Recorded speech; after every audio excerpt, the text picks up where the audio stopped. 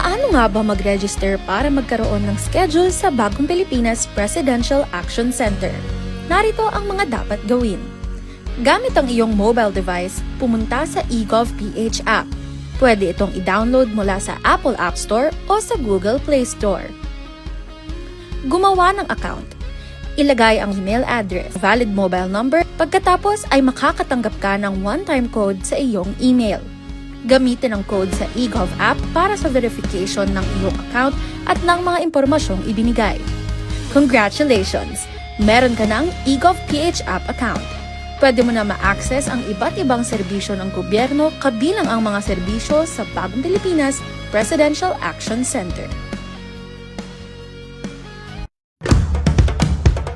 Ito ang Presidential Broadcast Service. Radyo Pilipinas. Radyo Publiko Ng Bagong Pilipinas para sa Bagong Pilipino.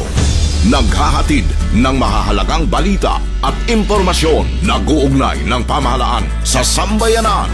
Tulay sa himpapawid ng serbisyo publiko. Radyo Pilipinas. Radyo Publiko. Ang boses ng Pangulo. Sa Mega Manila 738. Radyo Pilipinas. Radyo Publiko. Sa buong Pilipinas, 4 na minuto makalipas ang 3:00 ng hapon.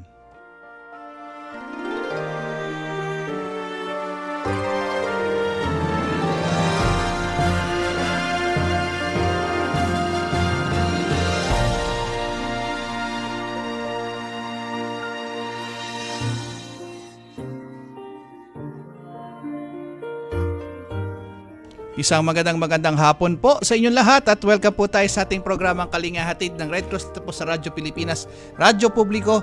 Ngayon pong ika-8 ng buwan ng Marso, taong 2026 at ngayon po ay pinagdiriwang ng buong kababaihan sa buong mundo, International Women's Day. At yan, ngayon po yan, ngayong araw po yan, binibigyang pagkilala at ang ating mga kababaihan sa buong mundo. At bilang bahagi niyan ay ang ating talakayan ay tungkol sa mga kababaihan ng Philippine Red Cross. Okay? At syempre nais nating pasalamatan ang bumubuo ng ating programa mula sa Presidential Communication Office, si Secretary Dave Gomez, sa Presidential Broadcasting Service ang ating Director Fernando Sanga, Station Manager Sir Alan Alyanige ng Radyo Pilipinas, at syempre ang iba pa nating kasama si Ray Sampang, at sa technical side Orly Lopez, Ma'am Joy Timidan at si Ma'am Tess Ramirez. Okay, sa Philippine Red Cross po ang ating Chairman NCU Richard J. Gordon kasama ng iba pang Board of Governors at ng ating Secretary Gen. Dr. Gwen Pang. Kasama yan ng iba pang mga administrators natin sa mahigit 100 chapters nationwide at ng ating kanilang mga Red Cross Board of Directors, Red Cross 143 at Red Cross Youth. Inaanyayahan namin kayo, mag-like and share po tayo. Kalinga Hatid, Radyo Pilipinas din na Facebook page at napapakinggan po tayo dyan at napapanood ng live at tayo rin po ay napapanood for the box, DJ Box at syempre live po tayo dito sa Radyo Pilipinas booth at napapakinggan tayo 738 kHz. Okay? At hindi na natin patatagalin pa at napaka-espesyal lang ating talakayan ngayon tungkol sa kababaihan ay syempre ang ating kasama lagi dito sa programang ito sa ika-20 taon na season ng ating programa. Walang iba, Governor Corazon Alma de Leon. Ma'am, Happy Women's Day. Yes. Ang topic natin ngayon ay pagkukusan loob ng kababaihan at kung paano makakatulong sa safeguard program ng Philippine Red Cross sa ating International Women's Month episode. Apo, yes po ma'am. At syempre, nice nating i-welcome ang ating mga panauhin ngayong araw na to. Dalawa po sila mula sa dalawa po silang Red Cross Youth advisors po natin, isa sa Guimaras at isa sa Manila chapter. Una, si Ma'am Divina. Good afternoon. Magandang hapon po sa inyong lahat. Oo, mag-on ka ng camera para makita ka namin. Paano na makita ang beauty mo, ma'am? O, yan. Mag-on ka ng camera, ma'am. Ma'am Divina. Nasaan ka po ba? Aya, okay. At yung susunod po natin ay si ma'am. Ayan, si ma'am. Hi, ma'am. Good afternoon. Ang bisita ay si Miss Divina Bacosa Batin, Apo. RCY Advisor of Ramon Magsaysay High School, Manila, 143 Red Cross Volunteer, Emergency Medical Service Instructor, at si Dana Jane Onglatco Bariso, Designation RCY Advisor of Navalas Elementary School, National RCY Advisors League, Secretary PRC Gimarasir of Volunteering for 14 and 15 years. Pakita ka na. Good afternoon po. Si ma'am Dana. Afternoon. Dana Yes Jane. po, sir. Hindi. Hi. Hindi, yung si Dana Hello Jane po. yung kanina. Yung una, si Ako po. Divina Bacosa Batin. Apo. Si Ma'am Divina. Ma'am Nandiyan ka Divina. na. Opo, magandang hapon po. Oo. Magandang hapon. Pwede ka ba mag-on cam para maganda naman tayo sa tayo live sa sa ating Facebook page at sa TV para makita ka. Nasa ka po ba? Ma'am, Nandito po sa aming paralan sa Ramon Magsaysay High School. oo, wala kang camera eh. Inaayos pa po namin, sir. Ah, Saglit lang po. Okay. Sige. Anyway, simulan na natin ang interview. Ang unang tanong, bakit sa Philippine Red Cross ninyo ninais maging isang volunteer? Simulan natin kay Dana na nandyan na. Yes po. Magandang hapon po sa inyong lahat, sa ating tagapakinig at sa mga nanonood sa atin sa FB Live. Gusto kong naging volunteer ng Philippine Red Cross dahil ang best avenue po para mabuo ang pangarap ko na maging nurse sana. Bata pa lang ako, hilig ko na talaga ang mag-alaga at tumulong sa mga taong nangangailangan ng medical na atensyon. Kaya ako ang nagiging doktor-doktoran pag may mga sugat ako at mga kalaro ko. Masaya ako na naipapakita at naibabahagi ko ang passion ko sa mga voluntary works ng Philippine Red Cross. Ano ang pagkakaalam mo sa isang organisasyong kagaya ng Philippine Red Cross at ano ang pakiramdam mo bilang isang volunteer sa Philippine Red Cross? Go ahead, Dina. Ang Philippine Red Cross po is not only a humanitarian organization. Ito rin ay isang organisasyon na takbuhan o rumorresponde sa oras ng kalamidad tulad ng lindol, tunog at iba pa, or medical emergencies. May mga programa sila na aligned sa mga activities ng DepEd sa aming schools po. Nagkaroon sila ng mga wash-in schools, disaster risk reduction management, health and wellness, at marami pang iba. Ang PRC ay may 7 fundamental principles: humanity, impartiality, neutrality, independence, voluntary service, unity, and universality. These principles guides me in my actions, lalo na ang humanity at voluntary service that aims to save lives while instilling compassion, dignity, and honor in the service of humanity. Ito ang gabay naming mga volunteers at advisors. Okay. Si Divina naman, Divina Bacosa Batin, RCY Advisor of Ramon Magsaysay High School, Manila 143 Red Cross Volunteer. Ang tanong naman, ano ang pakiramdam mo bilang isang volunteer ng Philippine Red Cross? Go ahead, Divina. Napakalaking karangalan po at sobrang napakasaya po sa aking pakiramdam na maging volunteer ng Philippine Red Cross.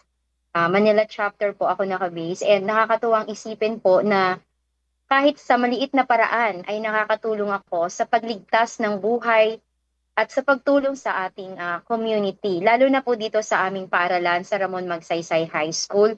Lubos na nakakatuwa kasi kapag may mga pasyente po kami, lalo na dito sa school, no, meron po akong mga Red Cross youth na na-train magbigay ng first aid at sila po ay nagjo-duty sa aming school clinic araw-araw.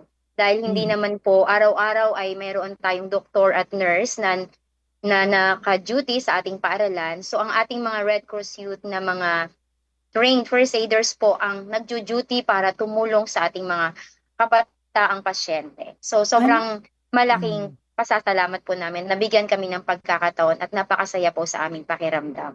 I'm so happy to hear that. Pero ano-ano ang mga natutunan mo bilang isang volunteer sa Philippine Red Cross, Divina? Actually po, ang pinakaunang-una ay yung first aid, of course, na talagang napaka-importante. Nagagamit ko ito hindi lamang sa aking sarili, lalo na sa aking pamilya, dito sa aming community, sa school, yung basic life support, first aid, and of course, natutunan ko din po ang pagkakaroon ng masayang pakikitungo, no? Masaya ang pakikitungo sa aking mga kapwa RCY advisors. Nakakatulong din po ito sa akin upang ma-develop ang aking leadership at saka yung lalo na sa aking mga bata po na mga hawak na mga Red Cross youth sa aming paaralan. Divina, ikaw naman, anong mga natatandaan mong experience sa Philippine Red Cross na hindi mo malilimutan? Go ahead, Divina. Ay, si Dina. Si Dina muna. Sige po. Sige, sorry. Yes po. Ilan sa mga memorable para sa akin ay ang leadership trainings kasama ang mga kabataang RCY at mga kapwa ko advisors. That one started as a shy personality has grown into a strong sense of leadership and confidence to inspire and guide others. Also, ang bloodletting activity na ino-organize namin po sa loob ng 5 years na at patuloy namin ginagawa. Nagiging memorable siya sa akin dahil sa mga blood donations na ito, may mga taong nabibigyan ng tulong para madugtungan ang buhay ng miyembro ng kanilang pamilya. Napakasarap po sa damdamin na isa ka sa nakatulong sa kanila. You have already been 14 to 15 years Guimaras year of volunteering. Am I correct? Yes, ma'am. So, And still counting. yes. So, sa mga experiences mo, ano yung masasabi nating unforgettable na maaaring ma-share mo sa mga nanonood sa atin? Nagiging unforgettable po halos lahat naman po ng mga services na ibibigay namin, ma'am. Laking Yes. tulong po siya. Dito po na tutunan ang mga deployment services. Napunta po kami sa mga taltal. Yun po ay ang aming tuwing ano po yun siya, mga Holy Week naming celebration. Natutunan ko po doon ang pagbigay ng mga health services. Nagbibigay kami ng mga first aid dahil sa mga taong nagbibigay ng kanilang panahon sa ng passion po para sa ating Panginoon, ang sacrifices nila. So nandoon po kami nagdi-deploy. Hindi ko po yun, ma'am, nararanasan kahit nung bata pa ako. Ditong saan ako naka-40s, doon ko po yun naranasan, ma'am. At ang sarap sa feeling. Ang mga activities ng Red Cross ay nag-develop sa akin, nagpalago ng aking passion sa pagmamahal, sa pagserbisyo sa aking kapwa. Maraming salamat, Hindi lang- Dana. Katulad ng Divina. advisors din po. Oo. Si Divina naman ba ko sabatin? Kasi bilang RCY advisor of Ramon Magsaysay High School, Manila 140 Red Cross Volunteer, ano naman natutunan mo bilang Emergency Medical Service Instructor? Kasi nagtuturo ka, pero kahit nagtuturo ka, meron ka ding natutunan. Go ahead, Divina. Yes po. Actually po, lagi naman po kapag nagtuturo tayo, hindi lang tayo ang nagbibigay ng information, lagi po tayong may natututunan, lalo din sa ating mga tagapakinig, lalo na sa aking mga estudyante, no. Marami din akong natututunan, lalo na kapag sa time na nag-share po sila ng kanilang mga experiences pagdating about sa mga accident, sa mga calamities, yung mga nararanasan nila. Marami po akong napupulot na aral din sa aking mga tinuturuan. So yun po ay isa sa pinakamasayang alaala kapag nagtuturo po ako ng first aid. Hindi lang po ako nagtuturo sa mga high school, naiimbitahan din po akong magturo sa mga elementary, sa aming tinatawag na JFAP na program ng RCY, yung Junior First Aider Program. So nakakatuwa po na yung mga maliliit na bata na nagsisimula si grade 1 hanggang grade 6 ay natututong mag-first aid. And kung minsan naman po ay naiimbitahan din po ako na magturo sa mga kolehiyo, lalo na din po sa ating komunidad, sa mga magulang ng aming mga estudyante, and of course sa ating mga barangay po, nakakapagturo din po ako sa kanila. Siguro magandang tanong yan. Ano ang natatangin ninyong karanasan? Unforgettable experience. Ikaw, Dana, bilang advisor sa Guimaras Year of Volunteering, matagal na, 14 to 15 years. Ano yung sasabi mo na naituro mo at saka ginagawa mo pa ngayon? Go ahead, Dana. Sa ngayon po, ma'am, ako po ay nakafocus sa aming bloodletting activity na ginagawa po namin sa loob ng aming eskwelahan. 2 na pong school ang pinanggalingan ko. Mula po nung sa una kong school na pinanggalingan ay naka 3 years na po ako ng patuloy na bloodletting activity. At sa ngayon, kalilipat ko sa bago kong school, yun pong Navalas Elementary School. Pangalawang bloodletting activity po namin ito sa coming June. Meron na naman kaming proposed program para sa bloodletting po. Nakakatuwa. At hindi lamang po involved. Go ahead. Hindi po lamang involved yung mga parents sa amin, kundi sinasama ko po yung mga learners namin. Pinapakita ko sa kanila kung paano ginagawa ang bloodletting at ina-inculcate ko po sa isipan nila kasi pag magsabi po kasi kami, ma'am, na Red Cross, yung mga bata is hesitant to be a member of Red Cross kasi pumapasok po sa isip nila yung dugo. Sabi ko, hindi lahat ng activity ng Red Cross ay patungkol lamang sa dugo. Kaya yun po, nakikita ko ang eagerness na ngayon ng mga bata na magiging member na po ng Red Cross. Kay Divina naman, as RCY advisor, alam mo, pinakamalaking eskwela ang Ramon Magsaysay High School, Manila. Kaya, how are you able to recruit 143 Red Cross volunteer? Go ahead, Divina. Yes po. Actually, isa sa pinakamalaking paaralan ang Ramon Magsaysay, no, sa amin dito sa Maynila. So, meron po kaming programa na para sa membership namin. Hinihikayat po namin ang lahat ng mga estudyante namin na magpa-member sa Red Cross. And isa po ako sa patunay na meron po kaming, for example, nung nakagat po ako ng pusa or nagkasakit na aksidente, marami na po ang nakapag-avail po ng mga nagpa-refund po kami or tinatawag po natin na sa accidental insurance po, nakapag-claim na din po kami sa mga kagaya ko, nakagat po ako ng pusa. So yon, nagamit ko po talaga ang aking membership card. Kaya po, dahil po doon, ginagawa ko po yung example at nakakapag-recruit po kami, hindi lang mga estudyante, pati na rin po mga teachers. So, kapag nagpapatraining po kami dito sa school about first aid at saka disaster, ay automatic po na hinikayat po namin sila na pag nag-attend sila ng training, pagkatapos po nun ay magkakaroon po sila ng kanilang membership card. So, parang ganito po sa hawak ko. So, I have a safe card. Ayan po. So, yun. So, karamihan po ng mga teachers namin dito sa school, pati yung kanilang mga anak at pamilya, ay may mga card po, membership card ng Red Cross. Gobcora. Yes. Apo, meron lang tayong may bilis lang na paalala tungkol sa safeguard. Ito ay panoorin po natin. Okay. Hi, I'm Safeguard. It is so nice to meet you. I may look small, but when emergencies happen, I become very important. I fit in your wallet, but I can save you thousands. For only 1,200 pesos a year, I make you a member of the Philippine Red Cross, helping people even when you're not there. Safeguard benefits include free ambulance service when emergency strikes and also one free bag of blood because sometimes life depends on it. I've got your back. Accident benefits make sure you and your loved ones are safe, like having a superhero in your wallet. I may be small, but with me you carry protection, kindness, and courage. You're never alone when emergencies strike. Get your Safeguard today.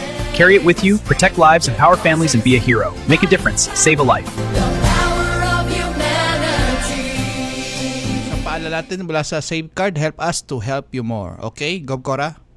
Yes. Gusto kong balikan si Dana, no? Kasi sa Guimaras siya, no? So that means it's a province in the Visayan region.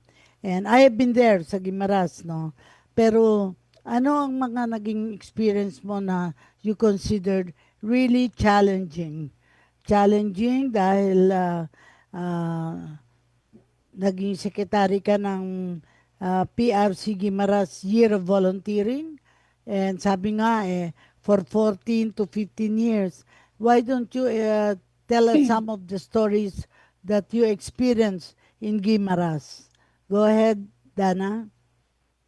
Okay po, ma'am. Ang experience ko po siguro na naka-challenge sa akin, ma'am, is for organizing the different chapters, school chapters, because limited po talaga ang kaalaman ng lahat at bihira po ang may passion, ang may gustong magiging advisor sa Red Cross.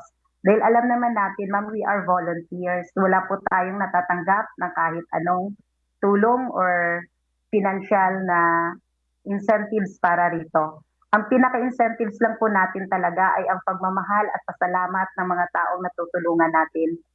So, it is a challenge for me na nakabuo ako ng mula sa chapter naming maliit sa school, napalawak namin hanggang district, hanggang naging province na po kami na nakabuo kami ng aming chapter, Red Cross, Guimaras Chapter Advisors League, and the RCY, Youth Councils.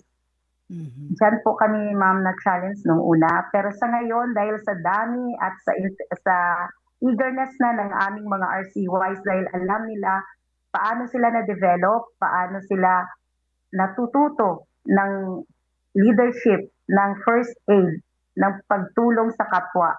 Marami na po kaming membro ngayon sa RCY. At ipinagmamalaki na ni Guimaras na ang aming mga youth ay talaga namang mas gasig sa lahat ng mga services ng Red Cross.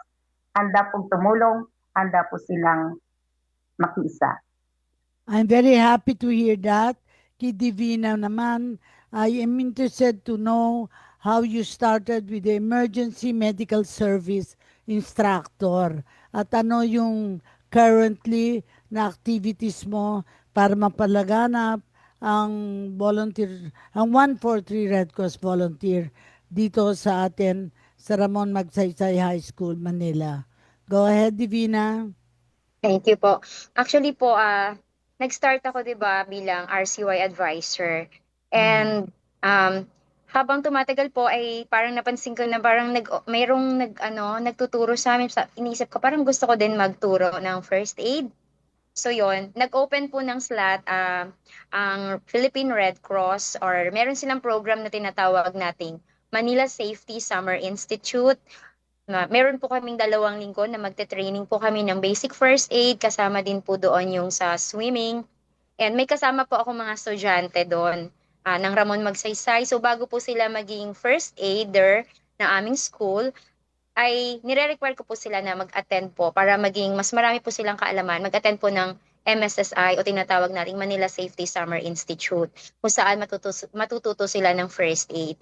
Nung nakapagtapos po ako nung training na 2 linggo na yon, ay nagkaroon naman po ng slot or ng opportunity na makapag-training po para maging isa ako sa mga instructor ng Manila Chapter, volunteer instructor po. So, ang karamihan po sa mga attendees dito ay mga kapwa ko din Red Cross Youth Advisor. Isa ito sa magandang programa ng Manila Chapter Red Cross Youth Department kasi binigyan nila ng pagkakataon ang mga kagaya naming Red Cross Youth Advisors na makapagturo din.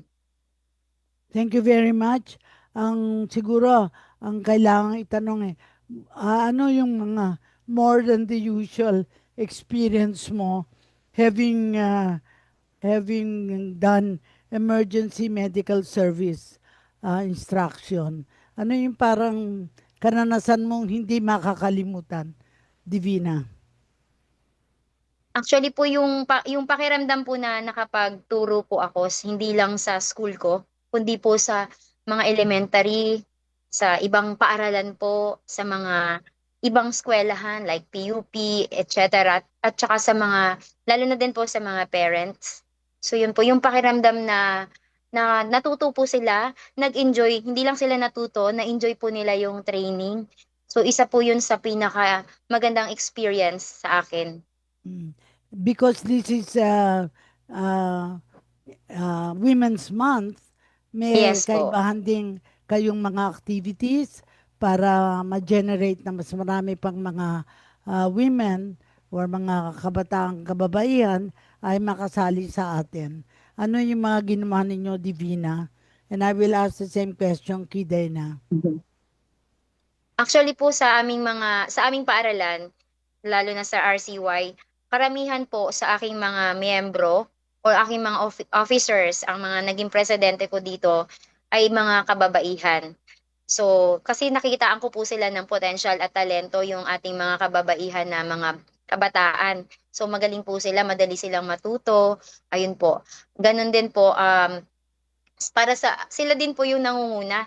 Kagaya po nung nasabi ni Ma'am Dana na meron silang mga activities like bloodletting.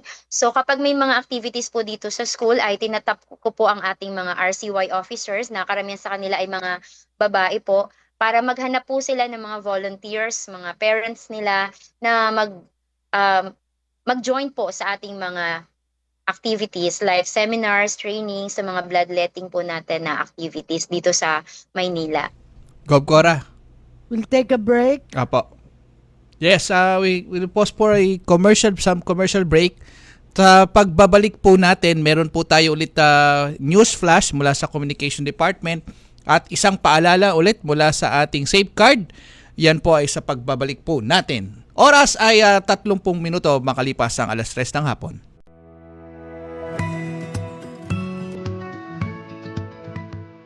Sa isang bagong Pilipinas, hindi dapat makamba ang pamilyang Pilipino sa mga bayarin sa ospital. Kaya naman sa Zero Billing Policy, libre ang inyong paggamot sa lahat ng mga Department of Health hospitals. Mapa-inpatient, outpatient, o emergency services. Isama na rin ang mga mamahaling gamot, lab tests, therapy, at marami pang iba. Libre ang inyong paggamot. Ang pangangalaga sa kalusugan ng mamamayan ay ang ating pangunahing tungkulin dahil ang serbisyong medikal ay karapatan at hindi dagdag pasanin. Pilipinas, handa ka na ba? Ang ating million peso question. Kapag may pumutok na bulkan malapit sa inyong lugar at sinabayan pa ng malakas na ulan, ano ang kailangan mong iwasan? Letter A, ex mong hindi ka naman pinahalagahan? Letter B, mga marites ng inyong barangay? O letter C, mga ilog at sapa dahil pwedeng magkaroon ng lahar? Kung C ang sagot mo, may tama ka. Delikado ang lahar o ang mabilis na daloy ng naghahalong abo ng bulkan at tubig. O, ngayon, alam mo na kung saan ka dapat lumayo. O sige na, lapit ka na kay X. Hehe, #panatag ang may alam. Maging panatag Pilipinas. Mula sa iba't ibang panig ng Pilipinas, narito ang kalipunan ng mga balitang Red Cross. Ako si Benj Pagya para sa PRC News Flash. Mas pinalakas ng Philippine Red Cross ang advokasya nito sa kahandaan sa pamamagitan ng matagumpay na pagsasagawa ng a First Aider in Every Home Emergency First Aid Training sa Blue Ridge A Village, Quezon City noong February 8 at February 28. Layunin ng aktibidad na masiguro ang bawat tahanan ay may hindi bababa sa isang miyembro na may sapat na kaalaman at kakayahan sa pagbibigay ng paunang lunas sa oras ng emerhensiya. Sa ikalawang session pa lamang, 30 kalahok mula sa 10 taong gulang na kabataan hanggang sa mga aktibong homeowners ang nagsanay sa life-saving skills sa pamamagitan ng interactive lectures at hands-on drills. Binigyan diin ni PRC Secretary General Dr. Gwendolyn Pang ang kahalagahan ng pagiging handa ng komunidad. Nagpahayag din ng suporta si PRC Chairman at CEO Richard J. Gordon sa nasabing programa. Ani ay mahalagang hakbang ito tungo sa mas maligtas na mga komunidad. Ibinahagi naman ni Michelle Antoinette Romero, Board of Director ng Blue Ridge Homeowners Association Incorporated o BAHAY, na naging masaya at praktikal ang pagsasanay at nagbigay ito ng kumpiyansa sa komunidad na tumulong sa isa't isa. This is something na I've always wanted to do kasi the last time was, I think, college ba, so I don't remember. I hope there's a refresher. I don't know kung every year or every 2 years. Say something that we need to always, remember. And I hope that everyone here also learned a lot and enjoyed. Actually, that's what I really tend to focus. It's not just like the boring classroom stuff, but it's really fun and applicable to us. As a community, we want everyone to be involved. And with this, we can all be prepared to help one another. Nagpasalamat si Dr. Pang sa Quezon City Chapter sa pangunguna ni Administrator Janice Melody Adolfo, gayon din sa mga staff, volunteers at sponsors ng naturang programa. Patuloy na hinihikayat ng PRC ang mga paaralan, opisina at barangay na magdaos at makilahok sa naturang training. Sa advokasiyang Always First, Always Ready at Always There, isinusulong ng Philippine Red Cross ang layuning magkaroon ng first aider sa bawat tahanan dahil ang pinakamahusay na panahon upang maghanda ay bago pa man dumating ang anumang emerhensiya. At yan ang pinakabagong balita mula sa PRC. Abangan ng mga news updates dito sa PRC News Flash. Ako si Benj Paglia. Safeguard is more than just a card. It's your lifeline when life takes an unexpected turn.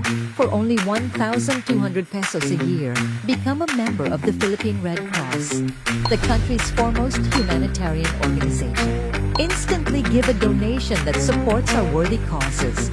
Get free 1 ambulance service when emergencies strike. Receive free 1 bag of blood, a gift that can save a life. Get accident benefits that safeguard you and your family. Contact us today.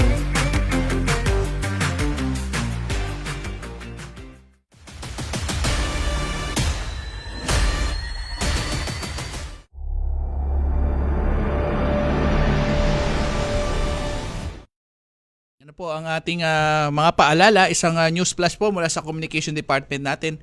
At nais nating pasalamatan ng head ng ating communication at siyempre siya rin ang head ng ating fund generation, si Ma'am Arlene Tixon at ni Sir Bench at ang iba pang bumubuo ng communication department at ang pakinggan nyo rin po ay ang ilang paalala tungkol sa ating safeguard. Gob Cora?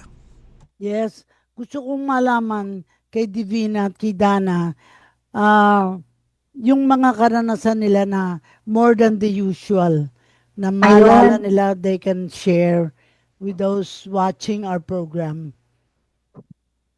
Unforgettable experience in being a volunteer, in being an RCY advisor, and of course in the engagement with the National RCY.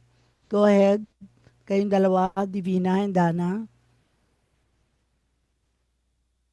Yes po ma'am, ang sa akin po ay ang experience ko po habang nagiging isa akong officer sa national chapter po ay nadidevelop ko po yung self ko being independent leader or advisor.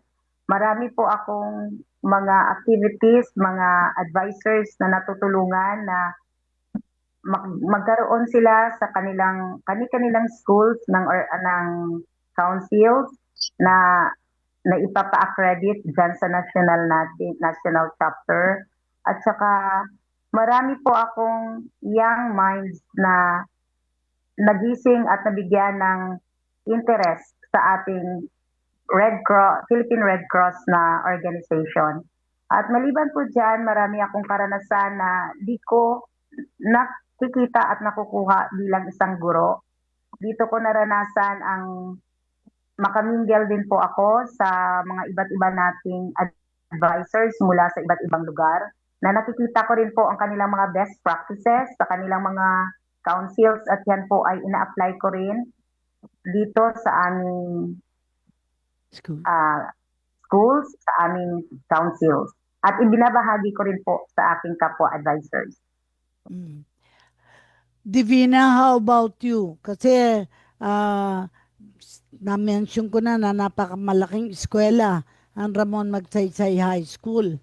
At dapat ang 140 Red Cross volunteer ay maging malawak din. Is that correct, Divina? Yes po, ma'am. Actually, ang isa sa mga hindi ko malilimutang karanasan bilang volunteer ng Philippine Red Cross, yung sabay-sabay na pagsasama-sama ng lahat ng aking mga karanasan, kagaya ng pagtuturo ng first aid, at pagiging isa sa mga ambulance crew, pagjo-duty sa aming school clinic, kapag meron din po dito mga palaro like District Meet, Manila Meet, so nandun po kami ng mga bata sa aming palaro, sa aming mga pakikilahok sa mga camping. Hindi ko rin po malilimutan yung mga camping activities namin. Actually, katatapos lang po ng camping, no? Pauwi pa lang ang mga ibang participants natin sa ating Red Cross Youth Camping. And of course, sa camping na yon, marami po kami mga experiences doon. Nagtuturo din doon ng mga basic first aid, at marami pong mga fun activities doon. Pero hindi ko rin po malilimutan yung pagjo-duty ko sa traslasyon, yung ating sa Nazareno po. Every year po ay nagjo-duty po tayo dyan. At sobrang dami ko pong na-experience dyan, mga natulungan, nahihilo, mga nasugatan, nakikipagsiksikan po tayo para lang paabot ang tulong doon sa ating mga nangangailangan ng mga deboto. Ayun po, yun po yung aking mga hindi makakalimutan. And of course, yung sa ambulance po talaga, nung naging crew po ako ng ambulance, ay doon ko po naranasan talaga, no, yung mga nasa saan, ako yung nagbubuhat ng mga durug-durug nilang binti. So sobrang pasensya na po sa mga baka na medyo iba po yung amoy ng mga nandugo talaga. Ayun. Kumbaga kapag first time mo pala nung una kong sampa, tapos yun po sa ambulance, no, yun. So yun yung nakita ko. Naku, parang namutla po ako yung una kong pakiramdam. So hanggang ngayon po, hindi ko po malilimutan yun. Pagkatapos po nun, meron naman po mga minor accident lang po. So very happy po talaga ako na nakakatulong po kami sa mga na-aksidente sa kalsada, sa mga nasusunugan po, tumatakbo po kami dyan. At nagbibigay po ng hindi lang ng first aid, pati din po ng yung mga relief operations po, yun po.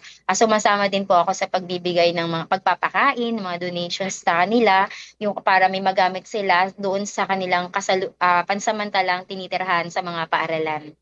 So yun po ay talagang kabuuan, ang mga karanasang ito ay hindi lamang nagbibigay sa akin ng kaalaman at kasanayan, kundi nagpapatibay din ito sa aking malasakit at dedikasyon sa aking kapwa, at ito ay mananatili sa aking alaala bilang isa sa mga truly unforgettable experiences ko po bilang Red Cross Youth Advisor, bilang volunteer, instructor, bilang emergency responder. Gob Cora, meron po lang nang magtatanong dito kasi itong mga bisita natin ay parehas mga guro, mga teacher. Ang tanong po dito ay paano nila ito na isa sa buhay sa kanilang mga estudyante? Nagkakaroon ba sila ng mga nahikayat pa nila ang kanilang mga estudyante na maging mag-volunteer sa Red Cross o sumusunod na maging kagaya din nila na volunteer ng Red Cross? Gob Cora. Go ahead, Dana. You start with you. Okay po. Sa akin po kasi elementary teacher po ako, sir. Kaya ang bibigyan ko po halaga sa mga young minds ay yung leadership training at saka yung first aid training. Kasi nakaka-align din po kasi ang ibang programs ng DepEd sa mga activities and services ng Red Cross. Katulad po nung Wins in School, Wash in Schools I mean, or tawagin namin WINS, yung Disaster Risk Reduction Management po, nagagawa po namin yan sa bawat schools. Yung mga mental and wellness po na sa school, kaya po nadidevelop namin yung mga bata sa mga ganitong skills po nila. At dito sa amin sa Guimaras, meron kaming every October, meron kaming DRRM contest po. Kaya dapat naming sanayin ang aming mga mag-aaral na magiging magaling, magiging mabilis, magiging skilled po sila sa aming disaster preparedness. At hindi lamang po yun, sa high school po namin, sir, sila po ay talagang napaka-dynamic. Talagang energetic po silang sumali sa mga contest, gaya ng mga disasters na to. Talagang ano na po sila, skilled and prepared po sa mga ganitong gawain. Thank you very much. I am sure I also want to know who your parents are so we can honor them and thank them for your services to the Philippine Red Cross. Sabihin mo, Divina, ang parents mo, if you're married, your husband, your children, para ma-mention sila sa ating program. Go ahead, Divina. Ayun po, hello po sa aking magulang, si Mrs. Linda Bacosa. Ang aking ama po ay si David Bacosa na yumaw na po ang aking ama. So, ang aking asawa naman po ay si Roymar Flores Batil. And salamat po sa kanila kasi syempre nagbibigay, lalo na sa aking kabiyak, no, ang pagbibigay po ng services or ng tulong sa Red Cross ay syempre binibigyan po natin sila ng ating oras. So, salamat po ako sa aking asawa dahil pinapayagan niya po ako mag-join sa mga activities. Meron po kaming Friday squad dati na tinatawag na kapag Friday ay pagkatapos kong mag-school, pag out na po ako sa school, tatakbo na po ako sa Philippine Red Cross upang mag-duty sa ambulance po. So, napakabait po ng aking asawa dahil kapag may mga camping at mga Red Cross activities po ay pinapayagan niya po ako. Ginagawa po namin yan tuwing weekend. Ibigay mo ang pangalan niya para I can thank him as well. Roymar Flores Batin. Roymar po. Maraming salamat, Roymar. Si Dana naman. Thank you, family, for making you a volunteer with the Philippine Red Cross.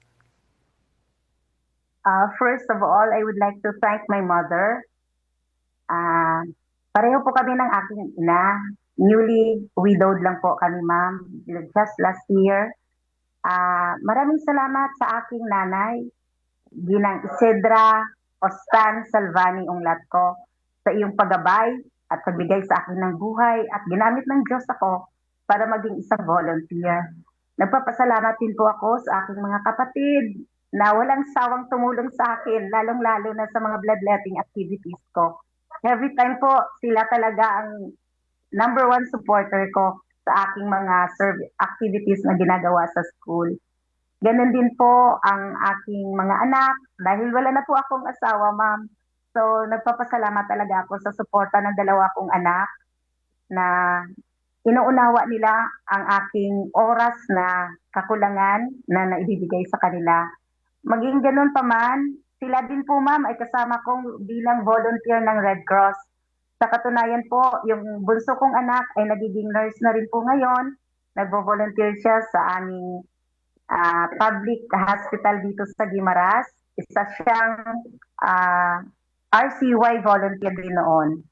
At pinapasalamatan ko lahat ng aking mga principal, school principal, si Ginang Chimayma T. Brito sa Navalas Elementary School, ang aming barangay captain dito sa Navalas na number 1 sa bloodletting, barangay captain Gistada, ang former school ko po, Buena Vista Central School. Maraming salamat din sa pagsuporta ninyo sa lahat ng mga activities kong ginagawa para sa ating Red Cross. Maraming salamat. Gob Cora. At sa aking mga kapwa advisors, ma'am, maraming salamat po sa suporta ninyong lahat. Yes. Gob Cora, At para, may isa pa tayong nagtanong dito sa ating listener. Ano daw yung, dalawa pala actually yung tanong anong edad ng bata ang maaari nating sanayin sa swimming? Ano daw yung pinakabatang edad? At ano daw ang requirements para sa mga gustong maging volunteer? Ayan. Sagutin mo Ma'am Dana, ano daw yung edad na maaaring sanayin sa swimming? Anong pagkakaalam niyo dyan? Yung sa swimming po, hindi po kasi ako PE teacher, sir. But then, hanggat maaari ang bata marunong lumangoy, alam ko nga, months old, ginagawa na nila, pina-practice na po nila dyan eh. Ang bata po, nagmumula kami sa school age, from 5-year-old, nagpapamember na po kami ng Red Cross. Okay, si Ma'am Divina naman. Oo, ano raw requirements para sa mga gusto mag-volunteer sa Red Cross? Kaya sa inyo, sa Manila chapter. Actually po, pwede po mag-volunteer kahit sino. Kahit estudyante po kayo, ay pwedeng mag-volunteer. Pupunta lamang po sa chapter. At meron po tayong mga training po doon na pwede nyong attenan para makapag-volunteer din po kayo. So marami pong services ang Philippine Red Cross na pwede nyong bigyan o paglaanan ng inyong oras. So meron tayong mga safety services, lalo sa mga kabataan naman po, sa Red Cross Youth po, marami din po silang pwedeng gawin. Maaaring makipag-ugnayan lang po sa kanilang mga Red Cross Youth chapter, sa kanilang mga schools or sa Manila chapter mismo or sa Philippine Red Cross po. So marami po silang pwedeng gawin at paglaanan ng kanilang oras. Gob Cora. maraming salamat. And in thanking you, I would like to read the final words. This season, let us reflect on the beauty and majesty of our earth. May we open our hearts to the call for a universal communion with all of creation and embrace our guardianship of nature. I pray that each of us, in our own small ways, answers the call to care for our only home and to preserve this unique gift, a manifestation of God's unending, universal love for generations to come. May love, kindness, and peace be upon us all. Maraming salamat sa inyong pagdalo sa ating Kalinga, hatid ng Red Cross, at umaasa kami sa mga darating na panahon ay lalo pa natin mapapaigting ang pananaw, ang kaalaman tungkol sa safeguard ng Philippine Red Cross. Okay, hingan na lang natin sila ng mga final message nila. Gob Cora, si Ma'am Divina. Yes po. Ang pagiging volunteer po para sa akin ay hindi lamang tungkol sa pagtulong sa oras ng sakuna, kundi tungkol din sa pagkakataon na makapagbigay tayo pagkakaroon ng malasakit sa kapwa at sa ating komunidad. So hinihikayat ko po ang lahat ng kabataan at ang lahat na makiisa sa mga programa ng Philippine Red Cross upang sama-sama nating mapalakas ang diwa ng volunteerism at humanitarian service. Okay, Maraming salamat. Apo, si Ma'am Dana naman. Dana? Apo, ng Guimaras. Ang final message po, as Mahatma Gandhi said, and I quote, "The best way to find yourself is to lose yourself in the service of others." This quote teaches us that the true purpose and fulfillment are discovered through selfless service. When we give our time and energy to helping others in times of disasters, emergencies, or community outreach, we begin to understand our strength, values, and deeper mission in life. As a Red Cross volunteer and advisors, there are moments of sacrifices, but in those moments of service, we discover our capacity to care deeply, our courage during crisis, our leadership abilities, and our true calling. Serving others removes selfishness and replace it with empathy. In the context of Human Month and volunteerism, this reminds us that empowered women do not only rise for themselves, but by lift others as well. Thank you for this opportunity to be part of this noble organization. God bless us all.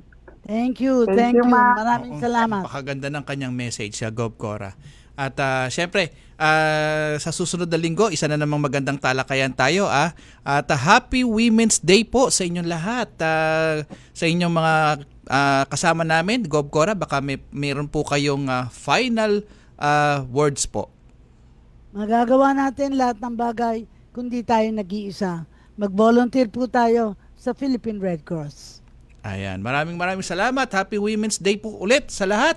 At syempre, sa susunod na linggo, isang talakayan ulit tayo dito sa atin hanggang alas 4 po tayo. Mula alas 3 hanggang alas 4 po ng hapon dito po sa Kalinga Hatid ng Red Cross sa Radyo Pilipinas. At nagkaroon tayo kasi nitong nakaraang linggo ng Climate Resilience Multi-Stakeholder Forum. Yan po ay ginanap sa isang hotel dyan sa may Ortigas, Pasig.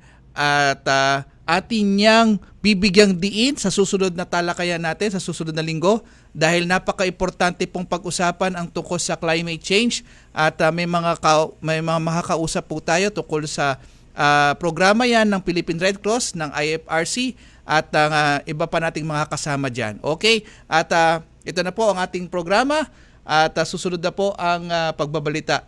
Hatid ni Sir Albert Sebastian. Ito po si Edison Enriquez at kasunod niya ng programa ni Vance Fernandez. Oras eksakto 3:54 ng hapon.